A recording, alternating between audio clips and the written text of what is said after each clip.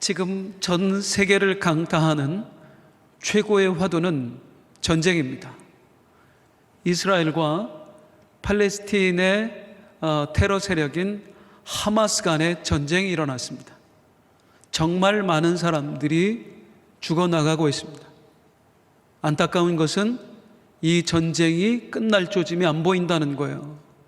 더 많은 사람이 죽어가게 생겼어요. 바라건대 하루속히 전쟁이 종결되어서 더 많은 사상자가 생기지 않기를 바랍니다. 사실 전쟁은 이스라엘에만 있지는 않습니다. 이미 우크라이나도 러시아와 1년 넘게 전쟁하고 있습니다. 그런데 유독 이스라엘의 전쟁이 우리의 관심을 끄는 이유가 있습니다. 이스라엘은 우리에게 너무나도 익숙한 나라라는 것입니다. 구약의 배경이 되는 나라가 바로 이스라엘입니다. 그러다 보니까 요즘 좀 혼란스러운 일들이 생깁니다. 이스라엘의 전쟁을 지나치게 영적으로 확대 해석을 하는 거예요. 그래서 이스라엘의 전쟁을 성경에 나와 있는 마지막 때에 예언된 영적 전쟁에 빗대어서 이제 종말이 임박했다, 예수 그리스도가 곧 오신다라고 주장하는 사람들이 있는 것입니다. 여기에 대해서 이제 두 가지를 말씀을 드리면, 이게 오해라는 것, 잘못된 것이라는 걸 말씀드리면, 한 가지는요, 신약 성경에서 말하는 이스라엘은 그 이스라엘을 말하지 않아요. 혈통적 이스라엘을 말하는 게 아니라 신약 성경이 말하는 이스라엘은 예수 그리스도를 믿는 사람들을 말합니다. 영적 이스라엘을 말하는 거예요. 표면적 유대인이 아니고, 혈통적 유대인이 아니고, 이면적 유대인, 예수 그리스도를 영접한 사람만이 진짜 영적 이스라엘인 거예요, 이 시대에. 즉 성경에 예언된 마지막 이스라엘의 전쟁은 믿는 사람과 사탄과의 싸움입니다. 우리가 지금 영적 전쟁하고 있는 거예요. 그러니까 이스라엘은 너무 흔들릴 필요가 없다. 또 하나 우리가 오해하고 있는 것이 무엇이냐면, 종말에 대해서 오해하고 있습니다. 보통 종말을 어떻게 생각해요? 마지막 때에 우리 예수님 오시기 직전의 상태, 직전의 때, 그때를 종말이라고 생각해요. 이게 오해입니다. 오늘 이 영적인 혼란이 가중되고 있는 이때에 우리 성도님들에게 성경적 종말이 무엇인지를 말씀드려야 되겠다. 더불어서 이 종말의 때를 살아가는 우리 그리스도인들은 무엇을 해야 하는가? 하나님은 우리가 어떻게 살기를 원하시는가에 대하여 말씀을 드리도록 하겠습니다. 첫 번째, 먼저 종말에 관하여 말씀을 드리겠습니다. 우리 성경에서 종말에 관하여 너무나 잘 설명하고 있는 책은 바로 요한계시록입니다. 특별히 오늘 우리가 읽은 본문에서는 이 종말의 때를 살아가는 그리스도인들은 무엇을 해야 하는가에 대해서 너무나 잘 설명하고 있어요. 우리가 읽은 본문 요한계시록 10장은요, 요한계시록에 나오는 여러 환상 중에 7 나팔의 환상에 속한 이야기입니다. 7 나팔은 마지막 때에 일어날, 종말의 때에 일어날 심판을 예언하고 있는 겁니다. 여기까지 들으니까 벌써 골치가 아파지시죠? 이렇게 복잡하게 설명하지 않고 성도님들이 최대한 잘 쉽게 이해하실 수 있도록 지금부터 풀어 설명을 드리도록 하겠습니다. 오늘 본문을 이해하기 위해서는, 마지막 때를 잘 이해하기 위해서는 무엇보다도 요한계시록 전체의 구조를 알아야 될 필요가 있어요. 구조를 알아야 오늘 위치, 무엇을 말씀하는가에 대해서 우리가 더 깊이 알 수 있습니다. 요한계시록은 사도 요한이 봤던 4개의 환상 이야기로 이루어져 있습니다. 성령께서 사도 요한에게 4개의 환상을 보여주셨어요. 그게 요한계시록이에요. 이 4개의 환상을 차례대로 한번 볼까요?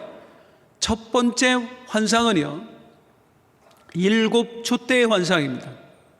또 두 번째 환상은요, 7 인과 7 나팔과 7 대접에 관한 환상입니다. 세 번째 환상은 큰 성 바벨론에 관한 환상입니다. 그리고 마지막 네 번째 환상은 거룩한 성 새 예루살렘에 관한 환상입니다. 잠시 구분을 해드리면 첫 번째 일곱 촛대에 관한 환상은 교회에 관한 환상이고요. 두 번째, 세 번째의 환상은 심판에 대한 환상이고요.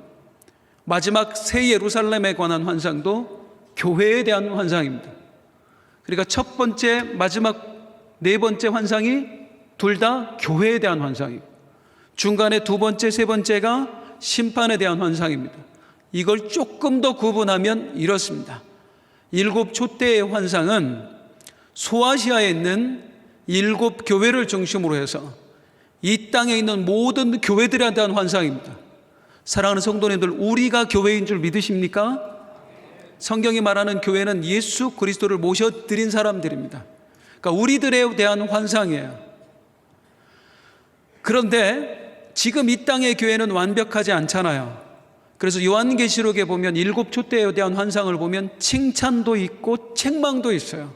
왜? 아직 불완전하니까요. 자, 두 번째 일곱인 일곱 나팔의 대접에 대한 환상은 어떤 환상입니까? 심판에 대한 환상. 세 번째도 심판에 대한 환상. 그런데 두 번째 건 점진적 심판이라도 있고 세 번째 건 최후의 심판이라고 되어 있어요. 무슨 의미일까? 조금 나중에 설명드리도록 하겠습니다. 그리고 마지막에 이루어질 새 예루살렘에 대한 환상은 마지막에 완성될 심판을, 마지막에 완성될 교회를 이야기합니다. 혹시 방송팀 3부 예배 자막 담당자가 바뀌었나요? 확인해 주세요. 마지막 때 이루어질 완성된 교회를 의미합니다.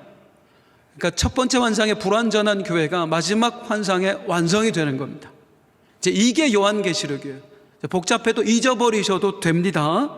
중요한 건 오늘 본문 10장이 이 중에 어디에 속하는가? 첫 번째, 두 번째, 세 번째, 네 번째 환상 중에 몇 번째에 속하겠어요? 어려워요 이게? 두 번째 환상에 속합니다. 일곱인, 일곱 나팔, 일곱 대접. 이 세 개 중에도 몇 번째에 속하겠어요? 그렇죠. 두 번째. 일곱 나팔에 대한 환상에 속합니다. 그런데 일곱 나팔이 무엇에 대한 환상이라고요? 세상에 대한 심판을 예언하고 있는 환상이라고요. 아이고 큰일 났네. 무서워서 어쩌나. 우리는 심판하면 덜컥 겁부터 나요. 왜요? 죄가 많아서 그렇습니다. 죄가 많아서 심판하면 겁부터 나요. 그런데 그럴 필요가 없습니다. 하나님께서 요한계시록의 성경을 주실 때에 우리에게 겁 주시려고 주셨을까요? 아니에요. 오히려 우리에게 위로와 소망을 주시기 위해 주신 책이 요한계시록이에요. 아니 심판이 어떻게 위로와 소망이 됩니까?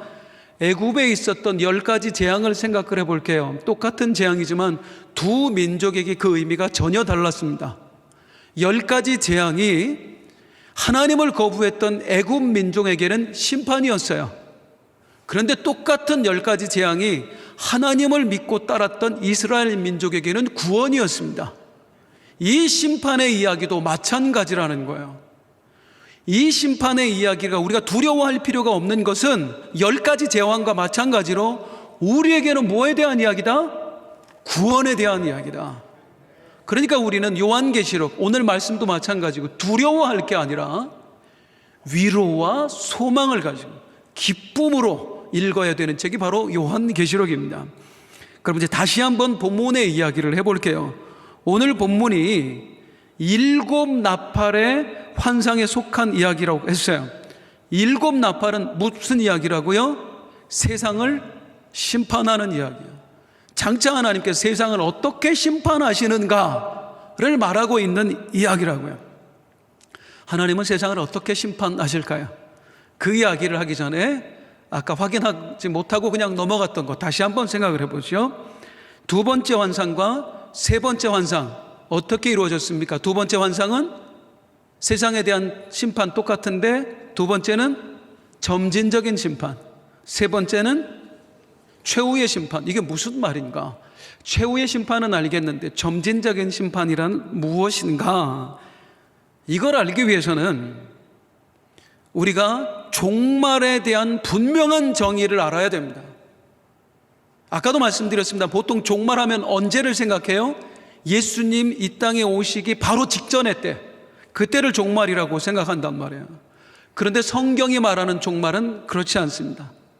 성경이 말하는 종말은 예수님 이 땅에 처음 오셨을 때, 그때 다시 오실 때 이 전체의 기간을 다 종말이라고 얘기해요. 예수님 몇 년 전에 오셨지요? 약 2000년 전에 오셨어요. 그러니까 종말은 이미 2000년 전부터 시작되어서 지금 우리가 종말의 때를 지나고 있는 거예요. 이 종말은 언제 끝나요? 예수님 다시 오실 때 끝납니다. 다시요? 성경적 종말은 어때요? 예수님 오시기 직전의 상태가 아니라 예수님이 처음 오셨을 때부터 다시 오실 때까지를 전부 다 종말이라고 해요. 그러니까 지금 우리는 2000년째 종말을 지나고 있는 겁니다. 아니 어째서 그렇습니까? 무슨 종말이 2000년이나 지납니까? 오늘 이걸 우리가 다 알려면, 제가 다 설명하면 우리 전부 다 나갈 때 타이레놀 먹어야 됩니다. 그래서 오늘은 소화할 수 있을 만큼만 말씀을 받자는 거예요. 이 종말의 시기에 대해서는 나중에 기회가 되면 다시 한번 말씀을 드리도록 하겠습니다. 어쨌든 종말은 몇 년 전부터 시작됐다? 2000년 전부터 시작됐다. 그냥 넘어가면 찝찝하니까요. 성경에 대한 증거는 하나 보여드리고 갈게요. 오순절 성령 강림 사건 이후에 베드로 사도가 사람들 앞에서 이런 설교를 합니다. 사도행전 2장 17절 말씀 한번 읽어볼게요. 시작.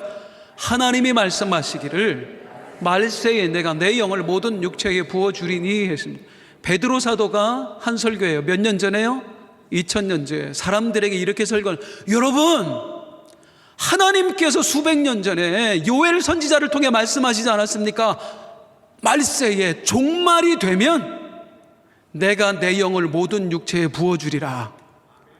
이 수백 년 전의 예언이 지금 실현되었습니다. 오순절 성령 강림 사건을 통해서 하나님의 영이 우리에게 부어졌습니다. 언제? 지금 부어졌습니다. 하나님께서 말세에 종말에 이루시겠다고 하는 일을 지금 이루셨습니다. 이 설교를 한다고요. 그러니까 이 설교에 의하면 지금 2000년 전이죠.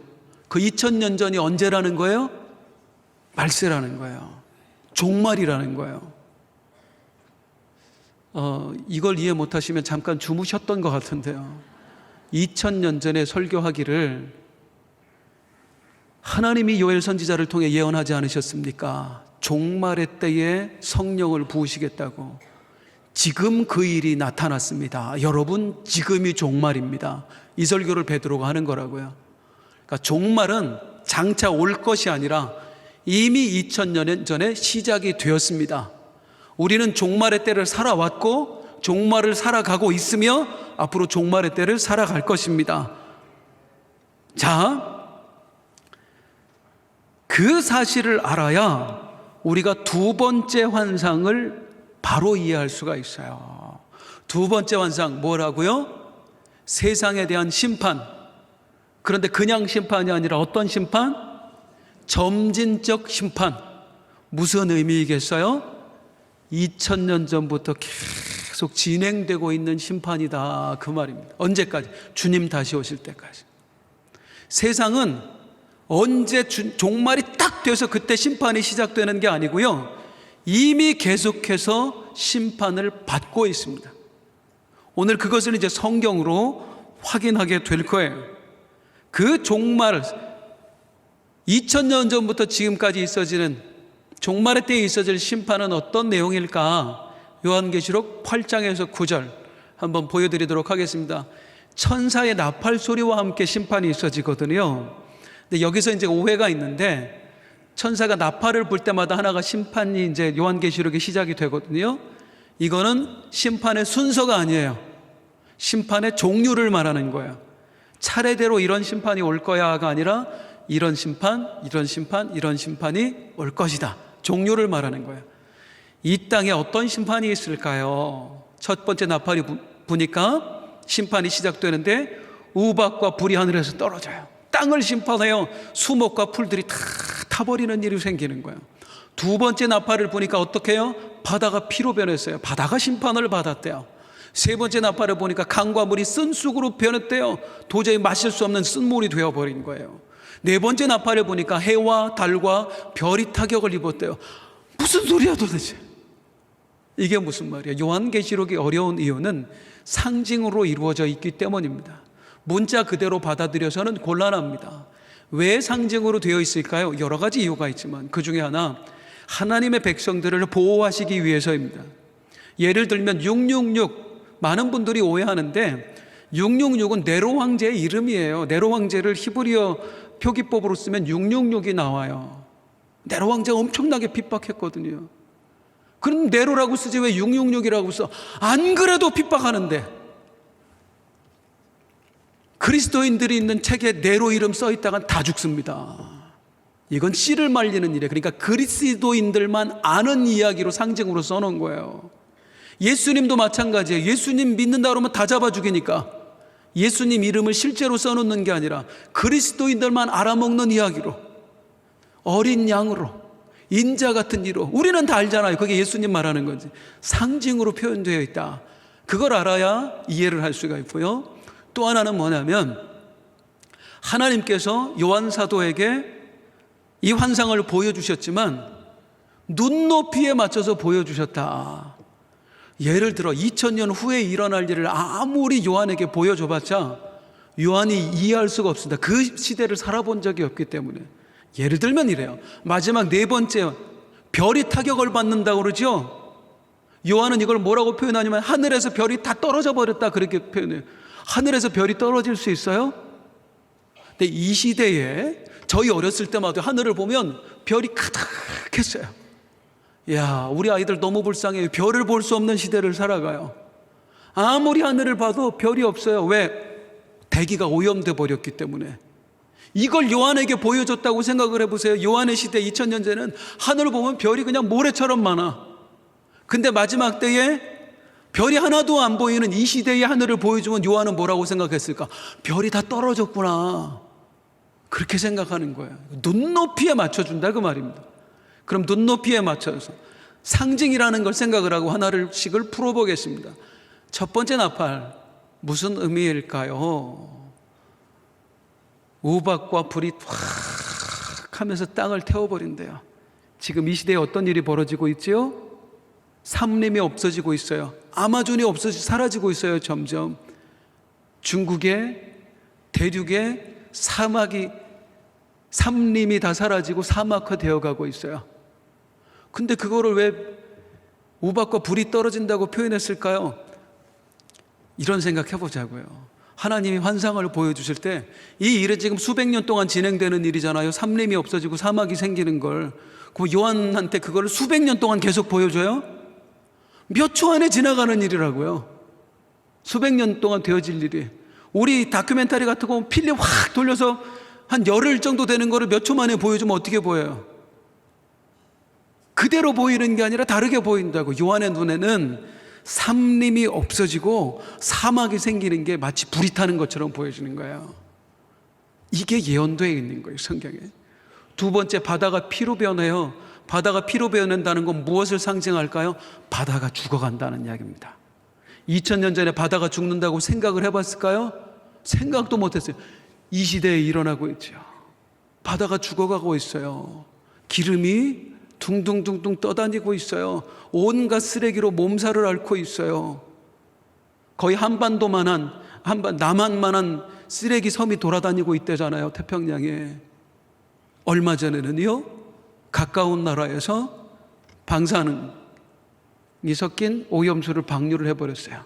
바다가 죽어가고 있습니다. 이제 곧 해산물도 마음껏 먹을 수 없는 시대가 오고 있습니다. 2000년 전에 상상도 못했던 일이에요. 실제로 일어나고 있어요. 강과 물이 쓴 쑥으로 변한다. 도저히 이제 물도 마음 놓고 먹을 수 없는 세대. 물을 사 먹게 될 줄 누가 알았어요, 우리가. 세상에 집집마다 정수기가 없으면 마음 놓고 물을 먹을 수가 없어요. 끓이지 않고는 먹을 수가 없어요. 물도 마음껏 먹을 수 없는 세대. 오염되어서 이미 벌어졌습니다.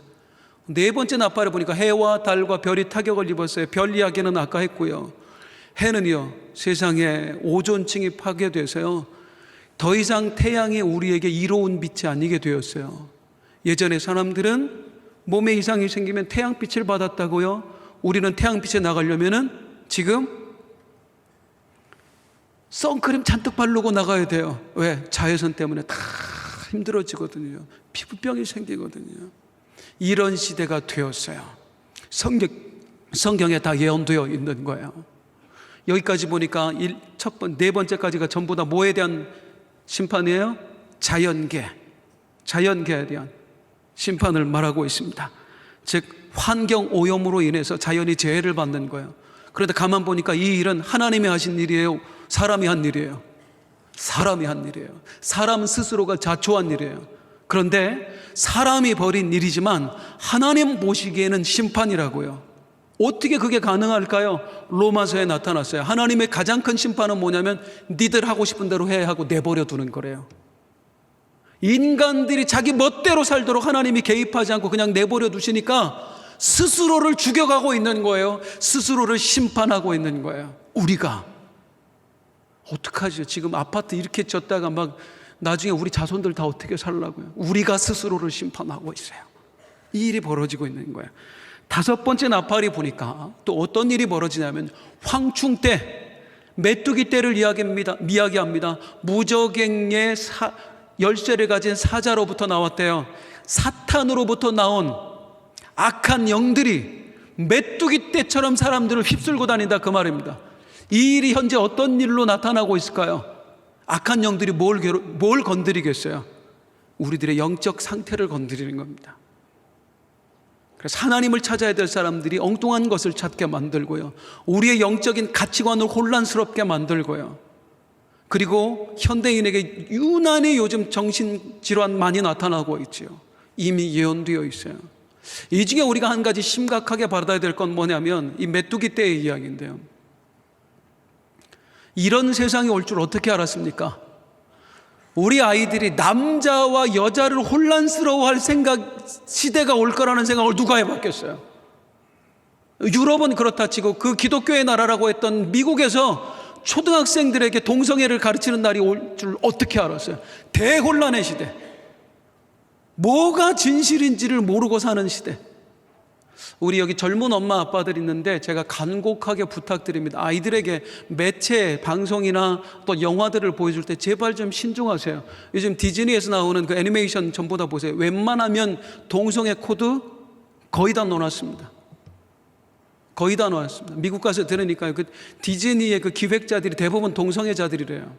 그러니까 자기네들이 즐겨하는 걸 넣어놓는 거예요. 그걸 아이들이 아무 무분별하게 보는 거야. 엄마 아빠가 귀찮게 하니까 틀어주고 그냥 보고 있어. 다 망가져요. 다 망가집니다. 그 무슨 히어로 영화들이요, 그거 보는 아이들, 그 어릴 때 재밌다고 손잡고 가서 보여주면 아이들한테 무슨 생각 드는지 아세요? 우주인은 당연히 있다라는 생각을 가지고 자라요. 토르나 헐크 그런 거 원래는 다 신입니다. 우리 아이들이 하나님 말고 다른 신이 있다는 생각을 가지고 살아가게 만들어요. 영적 대혼란의 시대. 왜 메뚜기라고 표현했을까요? 진짜 메뚜기 때 아니에요? 영화, TV, 인터넷, 유튜브, 마치 메뚜기 때처럼 그런 영상을 본 사람들이, 그런 거에 도취되어 사는 사람들이 수억 수십억이 돼가고 있다고요. 메뚜기 때처럼. 이 일이 성경에 예언되어 있습니다. 심판입니다. 여섯 번째 나팔입니다. 여섯 번째 나팔은 2만 만의 마병대, 기병대가, 2억의 군대가 불과 유황으로 사람을 죽인대요. 2억 엄청난 숫자 아니에요? 이런 군대가 존재한 적이 있을까요? 이 요한 당시에 로마 제국, 세계를 지배했던 로마 제국의 군인의 수는 아무리 많아도 15만을 넘지 않습니다. 그런데 2억의 군대는 상상이 안 되죠. 2억의 군대는 뭐를 말할까요? 2억의 군대가 있으면 수십억의 사람을 죽일 수 있을 엄청난 숫자의 군대를 말합니다. 그런 군대가 어디 있어요? 불과 유황으로 한대잖아요. 이 시대에 2억의 군대가 생겨났습니다. 핵폭탄, 지금 지구상에 있는 불과 유황, 그 대량 살상 무기들을 사용하면요, 지구에 있는 70억 인구 몇 번을 죽일 수 있는 무기래요. 이게 이미 다 성경에 예언되어 있는 이야기예요. 그리고 마지막 7번째 나팔이 불 때 드디어 예수님께서 이 땅에 오시는 거예요. 심각해졌어요. 벌써 지금 표정들 보니까. 우리 어떡합니까? 다 어떻게 해야 될 것 같아요? 뭐야, 지금 다 청산하고 산으로 들어가야 될 것 같아요. 주여 어서 오시옵소서 해야 될 것 같아요. 그렇게 말하는 사람들이 있다고요. 그런데 아니라고요. 종말은, 다시 말씀드립니다, 마지막 주님 오시기 직전의 상태가 아니라 언제라고요? 예수님 처음 오셨을 때부터 다시 오실 때까지가 전부 다 종말이라고요. 점진적인 심판, 아까 말한 심판들, 바다가 오염되고 사막화되고 사람들을 죽이는 대규모의 전쟁이 일어나고, 이 시대에만 해당되는 이야기가 아니잖아요. 이미 수천 년 전부터 계속 있어 왔었어요. 바다가 지금 와서 오염되니까 수백 년 전에 대항해 시대에 이미 바다는 오염되기 시작했어요. 점진적, 눈덩이가 굴러가면서 그 덩치를 키우듯이 2000년부터 시작된 이 종말의 때의 심판이 점점 커져가고 있는 겁니다. 어쨌든 주님 오실 때가 가까워오고 있는 건 사실인 것 같아요. 그럼에도 불구하고 사랑하는 성도님들, 우리가 주님 오실 때, 그 마지막 때 여기에 얽매일 필요가 사실은 없어요. 왜 그럴까요?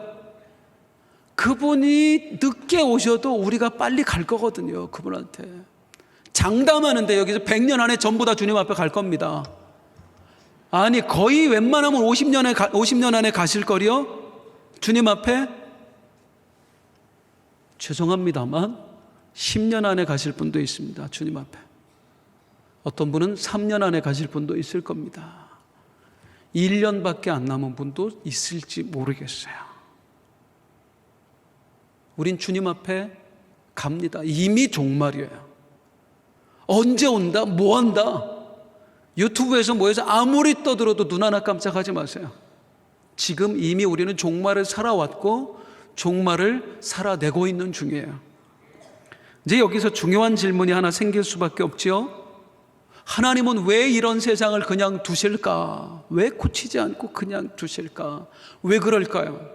왜 사람이 스스로를 계속 심판하도록 하나님이 내버려 두실까요? 회개하라고요. 돌이키라고요. 이 망가지는 세상 속에서, 전쟁의 위협 속에서 제발 하나님을 찾고 하나님 앞에 돌아오라고요. 실제로 우크라이나의 전쟁이 지금 1년 넘게 있습니다만은, 우크라이나 선교사님의 이야기를 들으면 동유럽의 그 주변의 우크라이나뿐만 아니라 폴란드나 이런 나라에 지금 엄청난 부흥의 역사가 일어난대요. 사람들이 우후죽순으로 교회로 몰려드는 거예요. 왜? 이건 실제거든요. 죽는 게. 그러니까 예수님 앞에 실제로 오는 거예요. 심판은 동시에 우리에게 구원의 기회가 되는 줄로 믿습니다. 그래서 내버려 두시는 거예요. 이 세상은 소망이 아니다라는 걸 알려주시는 거예요. 그런데 어떡합니까? 전부 다 하나님 앞에 돌아오는 게 아니라 소수의 무리만 돌아옵니다. 우리 같은 사람들. 나머지는 대부분 어떻게 살까요? 이미 예언되어 있습니다. 요한계시록 9장 20절에서 21절입니다. 시작. 이 재앙에 죽지 않고 남은 사람들은 손으로 행한 일을 회개하지 아니하고 오히려 여러 귀신과 또는 보거나 듣거나 다니거나 하지 못하는 금, 은, 동과 목석의 우상에게 절하고 또 그 살인과 복술과 음행과 도둑질을 회개하지 아니하더라. 세상이 이러면 하나님을 찾아야 되거든요. 영적으로 갈급하면 하나님을 찾아야 되거든요. 그런데 이 영적 갈급함을 가지고 누구한테 가느냐면 거짓 영들에게 나아가는 거예요. 점쟁이들한테 찾아가는 거예요. 사이비 예언가들에게 찾아가는 거예요. 명상하는 사람들에게 찾아가는 거예요. 그저 마음만 평안하게 하면 되는 줄 알고요. 절대 그렇지 않습니다. 그러면서 끝내 하나님을 찾지 않는 인생들이 대부분이다. 그걸 성경은 이미 예언하고 있어요. 결국 어떻게 돼요? 마지막 7번째 나팔이 부러질 때에 믿지 않는 자들, 끝까지 하나님을 거부했던 자들은 심판받게 될 것입니다. 자, 이런 시대를 살아가는 우리들에게 하나님은 무엇을 요구하실까요? 이 종말의 시대를 살아가는 우리들을 향한 하나님의 요구를 보겠습니다. 하나님은 그 믿지 않는 자들, 심판을 향해 달려가는 자들을 보고 애달픈 마음을 가지고 계세요. 그들을 구원하고 싶어 하세요. 그런데 늘 하나님의 구원은 어떻게 이루어집니까? 사람을 통해서 이루어집니다. 그래서 하나님은 저들을 구원할 동역자를 찾으시는 거예요. 그게 오늘 본문의 이야기예요. 이 마지막 종말의 때에, 심판의 때에 하나님을 모르고 죽어가는 자들을 위해, 살리시기 위해 하나님이 우리 동역자들을 찾으신다. 자, 요한계시록 10장은 어떤 이야기로 시작되냐면, 하나님이 보내신 천사가 어느 사람에게, 이제 요한을 비롯한 우리들에게 말합니다. 우리들에게 두루마리를 맡기는 걸로 시작이 됩니다. 두루마리는 뭘 의미하죠? 성경을 의미합니다. 하나님을 말씀을 맡은 자들은 전부 다 하나님의 동역자로 부르심을 받았다는 얘기예요. 오늘 우리가 마지막 때에 일어날 일들에 대해서, 일어나고 있는 일들에 대해서 말씀을 들었습니다. 할렐루야. 우리가 두루마리를 받은 사람들이에요. 하나님께서 이 이야기를 우리에게 그냥 그렇구나 깨달으라고 주신 게 아니라, 이 말씀을 우리에게 들려주실 때는 분명한 목적이 있다고요. 그 목적이 무엇인지를 한번 보겠습니다. 하나님께서 우리에게 말씀을 맡기시면서 뭐라고 마치냐면요, 10장 9절 말씀입니다. 같이 읽습니다. 시작. 내가 천사에게 나아가 작은 두루마리를 달라 한즉 천사가 이르되 갖다 먹어버리라. 따라 하시겠습니다. 먹어버리라. 뭘 먹어라? 말씀을 먹어라. 아니, 성경을 주면서 뭐라고 얘기해요? 읽어라가 아니라 먹으라요. 무슨 뜻일까요? 말씀을 읽고 깨닫는 자가 되지 말고 깨달은 것을 먹어서, 소화시켜서, 너희에게 음식이 들어가면 그 음식이 네 안에서 소화가 되어서 에너지로 발산되어 네 삶을 주장하듯이 하나님의 말씀이 에너지가 되어서 네 삶에서 표출되게 해라. 쉽게 표현하면 말씀대로 좀 살아라. 이 마지막 때에 말씀을 깨닫는 자, 알려고 하는 자가 되지 말고 말씀대로 행하는 자가 되라. 이게 강력한 하나님의 호소예요. 너무 우리를 잘 아시거든요. 지식적 욕구만 가득하다는 거를. 성경 공부 열심히 하는 분들 계신데 너무 좋은 일입니다만은, 그렇게 공부하셔서 뭐 할 건데요? 뭐 할 건데요? 말씀대로 살려는 욕망이 없으면 공부하는 게 의미가 없는 거예요, 여러분. 오늘날 왜 우리 그리스도인들이 욕을 먹지요? 안 믿는 사람들이 우리 보고 뭐라고 얘기해요? 예수쟁이들 뭐만 살았어? 입만 살았어. 행함은 없어. 주둥이만 살았다고 얘기를 해요. 알기만 한다, 그 말이에요. 그리고 주님이 그런 우리를 너무나 잘 알아. 읽는 자가 되지 말고 먹는 자가 되라. 먹는 자가 되라. 주여, 먹는 자가 되게 하시옵소서. 그런데 먹으면 어떤 일이 벌어질까요? 9절을 다시 한번 읽어볼게요. 9절 시작. 갖다 먹어버리라. 내 배에는 쓰나 내 입에는 꿀같이다. 두 가지 현상이, 하나님의 말씀을 먹으면 처음에는 달대요. 입에는 깨달으니까 너무 달아. 막 이런 비밀이 있었구나, 이런 말씀이 있구나, 막 소망이 생겨. 여기서 그치면 안 되는데 더 깊이 들어가면 어떤 일이 벌어져? 쓰다고요. 무슨 일이 벌어져요? 하나님이 나를 구원하셨구나, 달아. 그 다음에는 나는 구원받았는데 왜 이 모양으로 살까? 써야 돼요. 그래야 내 삶의 변화가 일어나는 거예요. 우린 입에서 그치는 거예요. 제가 존경하는 목사님이 이런 말씀을 하셨어요. 우리 후배 목사들에게. 사람의 겉사람을 터치하는 설교는 설교가 마친 후 웃으며 돌아가게 합니다.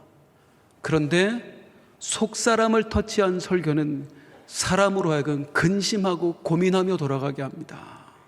왜? 다 죄인이니까. 내 죄가 건드려지니까. 사람을 좋게 하랴, 하나님을 좋게 하랴. 오늘 들려진 이 말씀이 아하, 그렇구나 하고 가면 우리는 말씀을 읽고 가는 사람이에요. 주여, 오늘 종말의 때임을 알았습니다. 하나님이 동역자를 찾으시는 줄 알았습니다.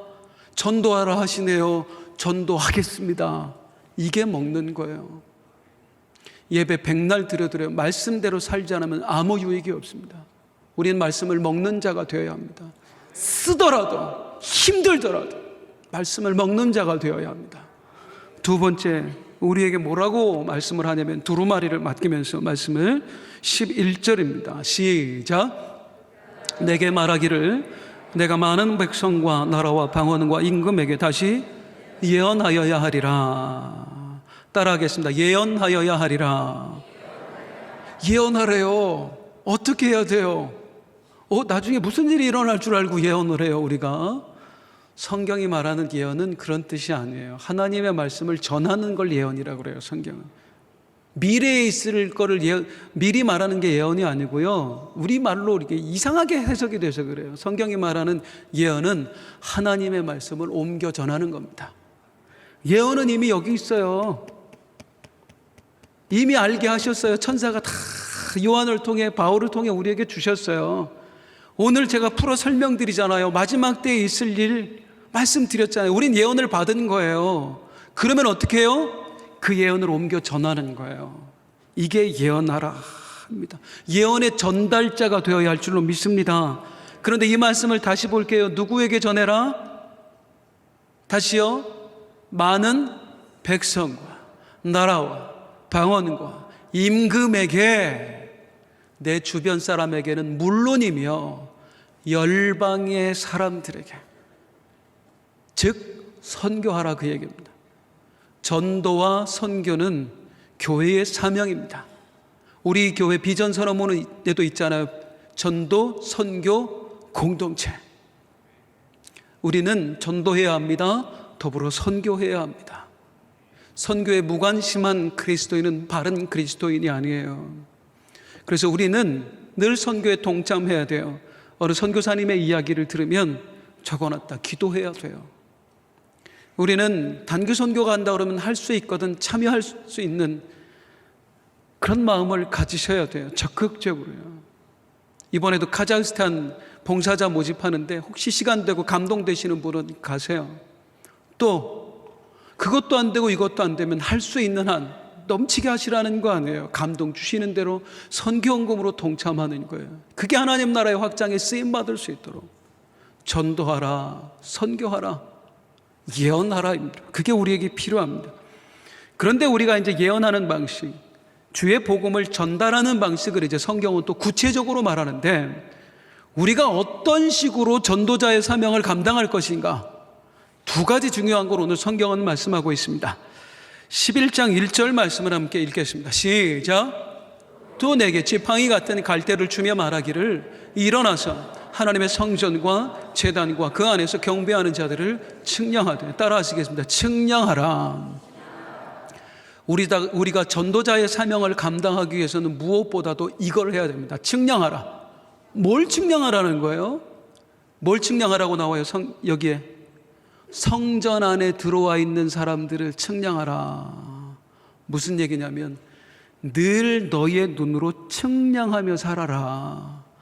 누가 구원받은 사람인지, 누가 구원 밖에 있는 사람인지. 제발 세상의 눈을 가지고 세상 사람들과 똑같이 어디 가야 돈을 벌지, 어디 가야 아파트가 오르지, 어디 가야 뭐가 잘 될까, 그런 눈으로 제발 살지 말고 전도자는 항상 측량하는 자여야 된다. 이 사람은 구원받은 사람이구나, 얼마나 감사한가. 하나님, 우리 동서가 아직도 구원에 들어오지 못했습니다. 그 눈으로 바라보고, 아무리 명절 때 와서 뭐 돈 벌었다고 잘난 척하고 자식 뭐 명문대 갔다고 자랑해도 그 소리 듣고 그런 걸 보지 말고요. 우리 동서 불쌍해서 어떡하나, 저 돈에 매여서 출세에 매여서 사는 우리 동생들 어떻게 하나. 측량하라. 측량하라. 그래서 늘 내 주변에 믿지 않는 사람들과 믿지 않는 사람들을 구별하는 게 우리의 습관이 되어야 합니다. 그 다음에는 어떻게 해야 될까요? 3절입니다. 3절입니다. 시작. 내가 나의 두 증인에게 권세를 주리니 그들이 굵은 베옷을 입고 1260일을 예언하리라. 예언하는데 즉 어떻게 들어요? 1262를 날짜로 하면 3년 반입니다. 예수님께서 제자들 3년 반 동안 데리고 다니셨지요. 그러면서 뭐라고 얘기했어요? 두 증인, 둘씩 짝지어서 전도 현장에 보내셨죠. 예수님의 제자된 너희는 예수님이 당신의 제자들을 둘씩 짝지어 보낸 것처럼 늘 전도 현장으로 나가야 된다는 겁니다. 내 눈에 측량해서 믿는 자와 믿지 않는 자를 구분을 했으면 그들에게 복음을 증언하라는 거예요. 증언하라는 거예요. 여기 증인이라고 얘기하잖아요. 네가 보고 들은 것이 있지 않냐, 네가 사랑하면서 경험한 거 있지 않냐, 내 하나님 네 안에만 간직하지 말고 전해라, 그 밖에 있는 자들에게. 근데 여기 또 하나 중요한 게 있어요. 이 두 증인 누구를 말할까요? 두 명이에요.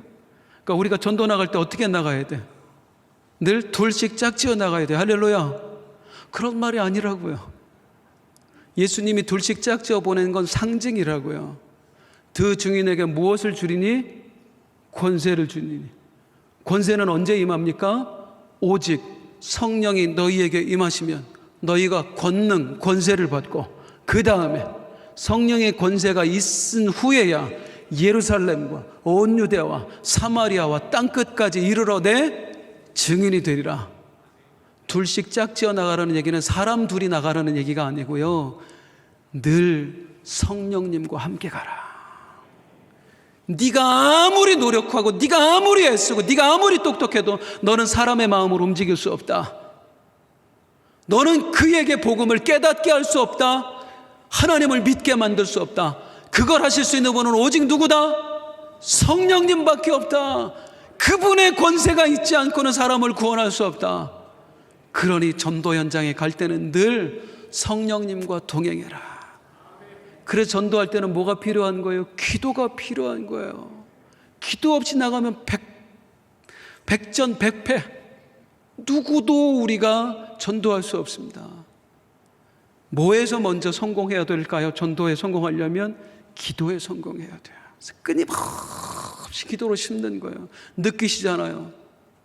기도로 심으면 사람이 변화됩니다. 가끔 우리 교회에 그런 일들 굉장히 많아요. 새 가족이 왔어요. 그 다음날 교회로 전화 와요.